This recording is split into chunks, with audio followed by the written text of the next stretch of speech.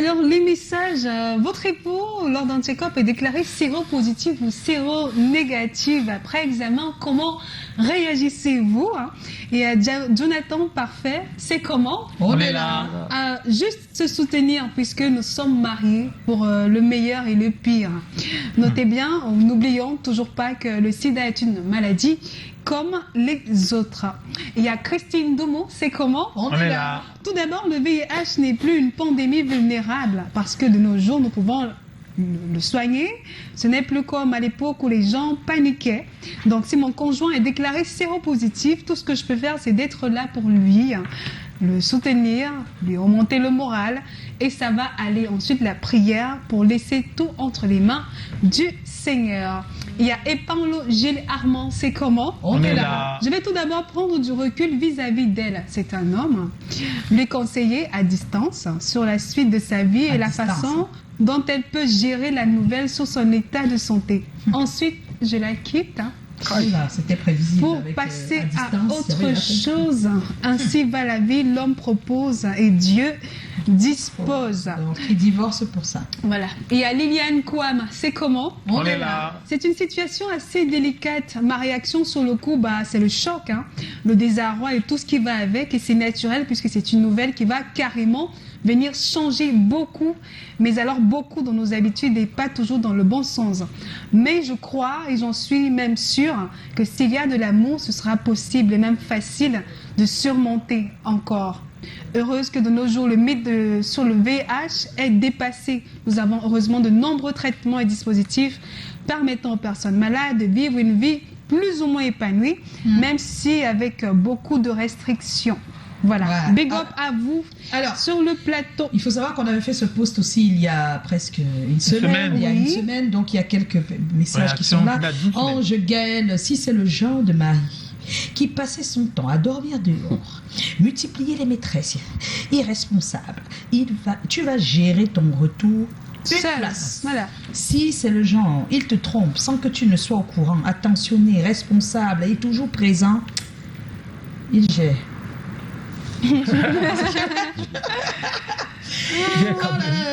C'est compliqué, hein? Il y a beaucoup de personnes qui disent que c'est une histoire délicate. RAS, il préfère ne rien dire, c'est Sergio Gattuso.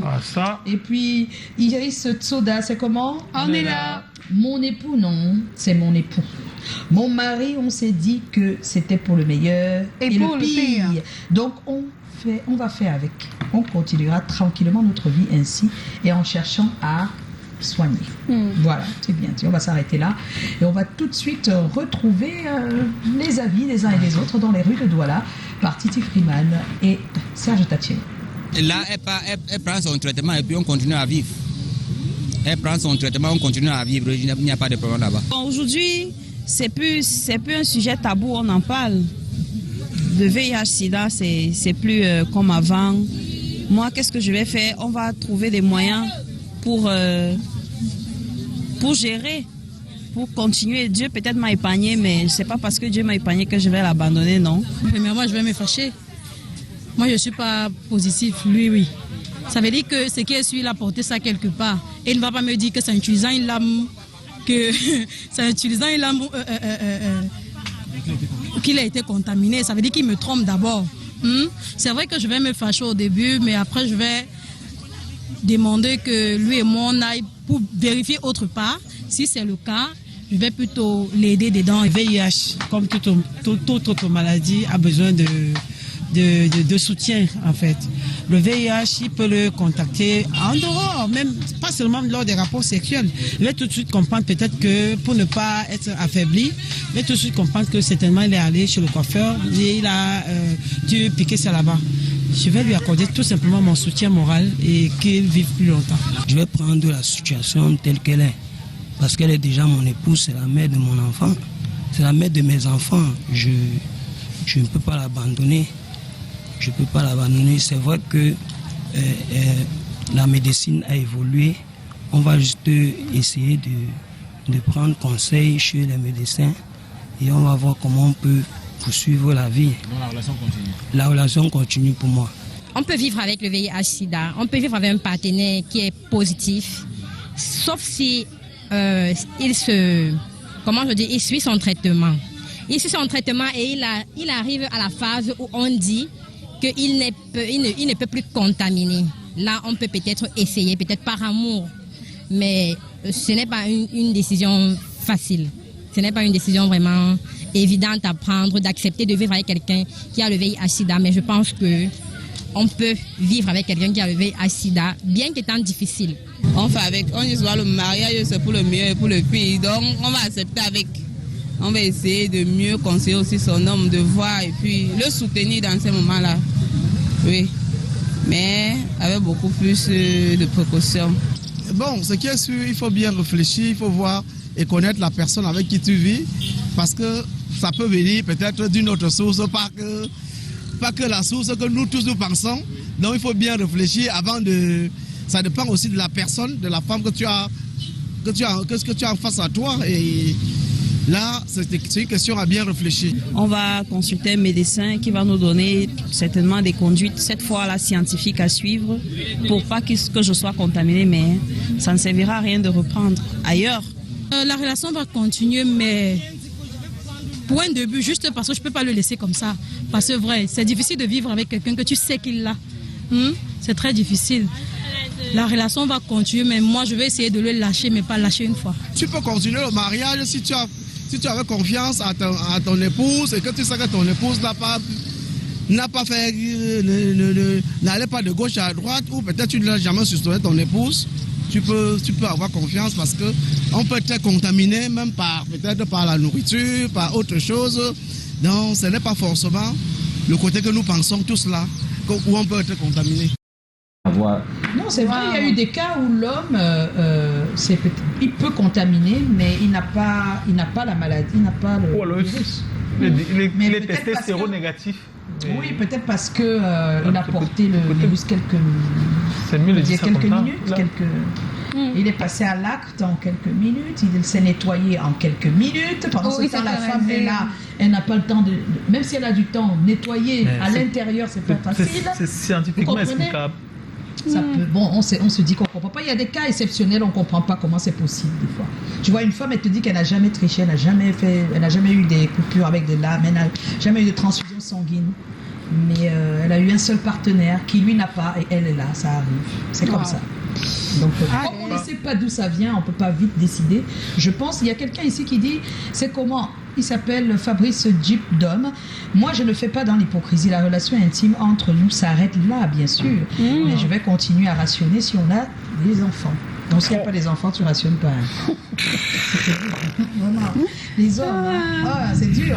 Pendant que les femmes disent, on va quand même essayer. Et ils sont très...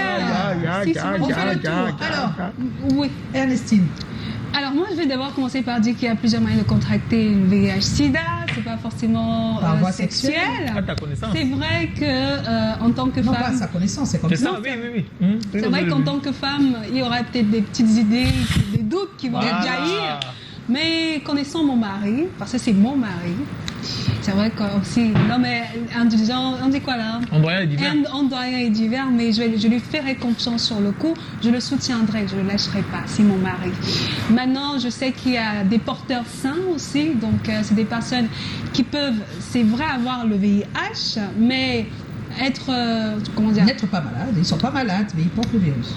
Oui, et ne pas transmettre la maladie à leurs femmes, donc avoir non, des ça, c'est enfants. des gens qui ont fait des traitements, et qui prennent leurs antirétroviraux, ça, qui se font suivre de manière régulière. Je pense qu'avec ce genre de dispositif, les choses iront de mieux en mieux.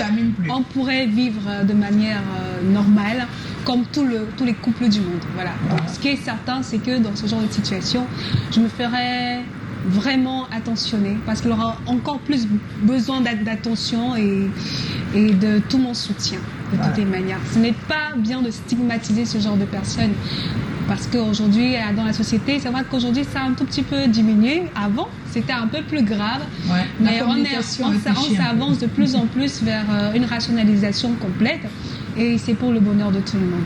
Joe? Moi je me dis, je regardais encore le sujet, je me disais que la séropositivité liée au VIH n'a pas été choisie par hasard. Parce que la première chose concernant le VIH, c'est que là, il y a toujours qu'importe ce que tu vas dire concernant la science, qu'il y a les lames, il y a les tondeuses, il y a les ceci. Quand on parle de sida, tout le monde va d'abord voir la transmission sexuelle. C'est là-bas. C'est-à-dire que même si on peut soupçonner qu'on va d'abord voir ça, la première chose. Bien sûr, et puis, comme toujours, c'est une maladie qui a une stigmatisation. Ça a beaucoup baissé entre-temps. Moi, je me souviens de l'époque de... On disait, voilà, si dans la cité Serapo, la stigmatisation était incroyable. Ça a beaucoup baissé aujourd'hui. En tout cas, je trouve que les gens ne l'expriment plus forcément comme à l'époque, mais c'est toujours resté d'une certaine façon. Donc, quand on parle de sida, ma femme et moi, on va seulement voir la tricherie qui était allée. L'infidélité. Le jour où tu as dit que tu es resté au travail, ça veut dire que tu étais allé. Donc, je vais d'abord peut-être penser à une erreur scientifique. Que je sais pas, on refait un peu le test 2, 3, 4 fois pour voir si c'est le même résultat. Sinon, vraiment, je vais souvent être obnubilé par le fait que, je sais pas, la matière t'a dormi dehors, comme on dit. Je sais pas. Bon, tu fais quoi? Bon, si on a des choses à consolider, par exemple les enfants, on fait l'essentiel parce que pensant par exemple à la stigmatisation, pour moi on fait l'essentiel d'abord pour garder ça entre nous, pour éduquer suffisamment les enfants, leur permettre de prendre leur vol. Après on se gâte. Ok. Julien, et tu comprendras si c'est toi plutôt le séropositif, faut qu'on fasse pareil. Non. Par contre, tu dois savoir que chez le coiffeur, on peut contracter ça. Voilà, et nous, on n'a pas de... Nous aussi, on utilise des lames de rasoir des fois pour les sauces. Ah bon? Oui. Qu'est-ce que tu prends? Alors, pour ma part, un sujet comme celui-là, il faut savoir que la maladie, c'est quelque chose qui est naturel.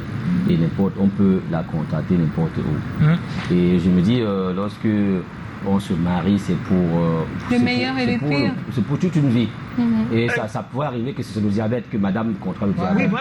Une maladie, ça passe. Ça peut arriver pas une maladie sexuellement transmissible. Ça peut arriver qu'il y ait une autre situation.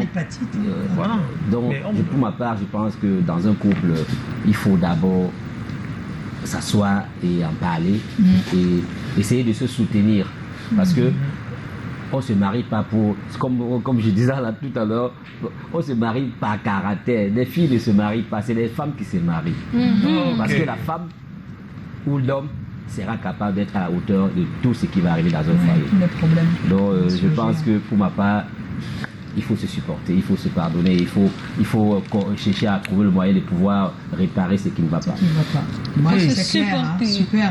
Bon, moi, ce que j'aimerais dire sur la question, c'est que ça dépend de la cause. Non, du temps qu'on a déjà ensemble. Parce que si c'est que c'est le premier, c'est le mariage vient juste de commencer, ça fait 1 mois, ça va être difficile. Il faut que l'amour soit tellement fort pour que j'accepte. Parce qu'on peut encore faire des enfants, malgré le fait qu'on est contracté. Mais il faut avoir le courage de te dire j'y vais pour la vie avec le VIH en lui. Et c'est pas évident, quoi. On est soutenu médicalement, c'est vrai, et tout ça, mais c'est difficile. Donc pour moi, je pense que quand il y a déjà des enfants, comme tu l'as dit, quand on a passé énormément de temps ensemble, on a partagé beaucoup de choses, on peut se permettre, même si on sait que c'est par voie sexuelle qu'il l'a contracté parce qu'il est infidèle, sincèrement... Que ce soit l'homme, peut-être que c'est l'homme l'homme qui lui a donné. Oui. Tu l'as expliqué tout à l'heure, là. Oui, donc je veux dire, même si c'est l'homme, c'est mon conjoint, qui m'a contaminé ou qui s'est fait contaminer à l'extérieur. L'infidélité fait partie des choses malheureusement qui arrivent très souvent dans notre couples. Société. Donc si je me sépare de mon conjoint, ce ne sera pas à cause de ça. Ce serait à cause de comment il se comporte lui-même maintenant qu'il est séropositif. Voilà, c'est ça qui va me décider. Mais de prime abord, je prends l'information en main, je m'occupe de lui naturellement, je fais tout pour que tout se passe bien. Mais des fois, c'est la personne qui en est victime qui ne supporte pas de te voir en bonne santé. Il y a des fois des jalousies qui naissent, il interprète tous tes faits et gestes et malheureusement le couple des fois craque. Donc moi, c'est plutôt ça qui peut me faire partir, mais pas la maladie. Donc voilà, on va tout de suite retrouver notre conseillère matrimoniale Maryse Doumbé. Mais avant, j'aimerais vous dire que le sondage nous dit qu'il y a 95% des personnes qui vont soutenir leur conjoint ou leur époux dans le traitement. Et puis il y a 5% qui dit colère d'abord et puis séparation ensuite. C'est un peu dur, mais c'est ça, hein, c'est notre sondage. 5%. Ça va, je pense que tout le monde est très... On est gentil, hein, on est très compréhensif. Oui. Hein. Alors, Maryse Doumbé nous donne son avis sur la question. Toute l'importance de la prénuptialité est mise sur la table de réflexion de cette thématique. Bonsoir à tous nos téléspectateurs, bonsoir à vous également sur le plateau. Pourquoi est-ce que je le dis? Parce que oui, du temps à la prénuptialité, lorsqu'on frise un tout petit peu les tests prénuptiaux, la question de séropositivité est mise au cœur des échanges.